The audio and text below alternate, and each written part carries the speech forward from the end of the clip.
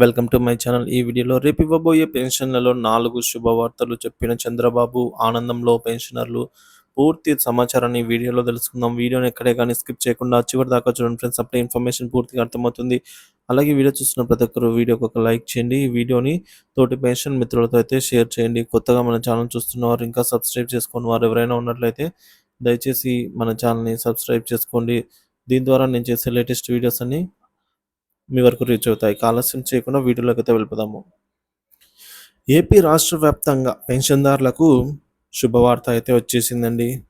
So Chandrababu సారథ్యంలో జాతీయ ప్రజాస్వామ్య కూటమి ప్రభుత్వం ఏర్పడిన తర్వాత పరిపాలన పరుగులు తీస్తుందని అయితే చెప్తున్నారు. ముఖ్యంగా పెన్షన్దారులకు ఎవరైతే ఉంటారో లబ్ధిదారులందరికీ కూడా వాలంటీర్లు ఇంటింటికి తిరిగి ప్రతి నెల 1వ తారీఖున గత ప్రభుత్వ హయాంలో అందజేసేవారు. అయితే చంద్రబాబు ప్రభుత్వం ఏర్పడిన తర్వాత 3 నెలలుగా గ్రామ వార్డు సచివాలయ ఉద్యోగుల పెన్షన్ పంపిణీ అయితే చేస్తున్న సంగతి మనందరికీ తెలిసిందే.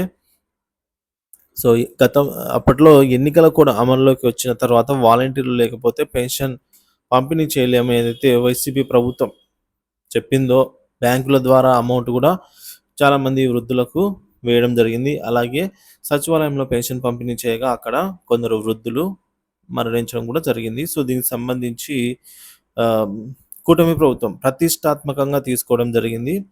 అందుకే వాలంటీర్ల అవసరం లేకుండా గ్రామ వార్డు సచివాలయ ఉద్యోగులతోనే పెన్షన్లన్నింటినీ కూడా వాలంటీర్లు లేకపోయినా పంపిణీ చేయగలడం అని నిరూపించిందనమాట. అన్నట్టుగా గత 3 నెలలు ఈ విధంగానే ఈ క్రమంలోనే 3 నెలల నుంచి అయితే వాలంటీర్ల అవసరం లేకుండా పెన్షన్లు సచివాలయ ఉద్యోగులతోనే ఈ విధంగా పంపిణీ చేస్తున్నారు. 1వ తేదీనే పెన్షన్ ఇచ్చేది చంద్రబాబు నాయుడు కనుక పెన్షన్దారులకు. మరొక శుభవార్త ఏంటంటే 1వ తేదీనే టాంచనుగా పెన్షన్.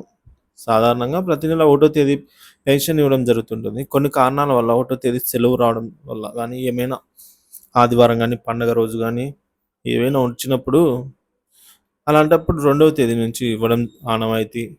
కానీ చంద్రబాబు సారథ్యంలో 1వ తేదీ ఆదివారం అయినా, ఫంక్షన్ అయినా, పండుగ రోజైనా సో 2వ తేదీ కాకుండా సో 31వ తారీఖు లేదా 30వ తారీఖు ముందు నెలలోనే ఒకరోజు ముందే 1వ తేదీకి ముందు రోజే పెన్షన్ పంపాలి అని చెప్పేసి ఆయన ఆదేశాలు జారీ చేశారు. 1వ తేదీ ఒక సెలవు కాబట్టి సో ముందు రోజు తీసుకొని వారు ఎవరైనా ఉన్నట్లయితే 2వ తేదీ తిరిగి తీసుకుంటారనమాట. సో ఈ విధంగా 99% ఫస్ట్ రోజు మొదటి రోజుల్లోనే పంపిణీ చేయాలని చెప్పేసి అధికారులకు ఆదేశాలు జారీ చేశారనమాట.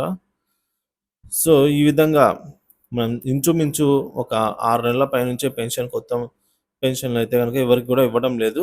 ఎన్నికలకు కూడా అమలులోకి వచ్చిన తర్వాత అంతకుముందు నుంచి కూడా పెన్షన్ కొత్తగా ఎవరికి శాంక్షన్ చేయలేదు. చాలామంది కొత్తగా పెన్షన్లు అప్లై చేసుకోవాలని చెప్పేసి ఒక 7-8 నెలల నుంచి అయితే చాలామంది అర్హులంతా ఎదురు చూస్తున్న వేళ సో ప్రభుత్వం మరొక కీలక నిర్ణయం తీసుకుందండి. కొత్త పెన్షన్లకు ఆమోదం తెలిపింది. ఈ నెల నుంచి అయితే కనుక పెన్షన్లకు సంబంధించిన అప్లికేషన్లు కాబోతున్నాయి.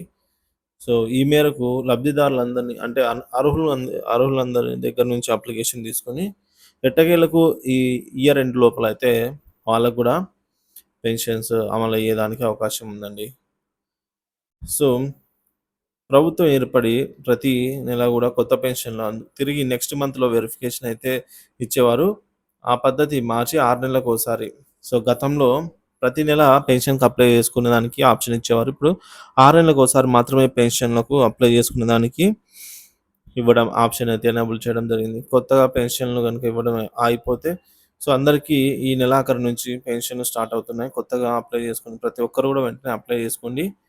సో చాలామంది ఎవరైతే ఎదురు చూస్తున్నారో వారికి సో రేషన్ కార్డుతో ప్రాబ్లం ఉన్నట్లయితే మీ యొక్క కుటుంబ రేషన్ కార్డులో 4 సభ్యులు ఉన్నప్పుడైతే వృద్ధ తల్లిదండ్రులకు పెన్షన్ పొందే అవకాశం ఉన్నప్పటికీ వారి రేషన్ కార్డులో ఉన్న కొడుకు కానీ కోడలు కానీ ఏదైనా ఇన్కమ్ ట్యాక్స్ లేదా 4 వీలర్ ఉన్నట్లయితే వారికి పెన్షన్ మంజూరు కాదనమాట.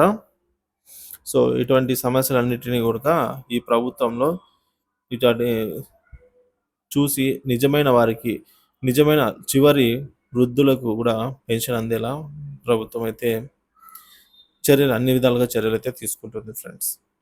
ఇది చంద్రబాబు అందించినటువంటి తాజా సమాచారం.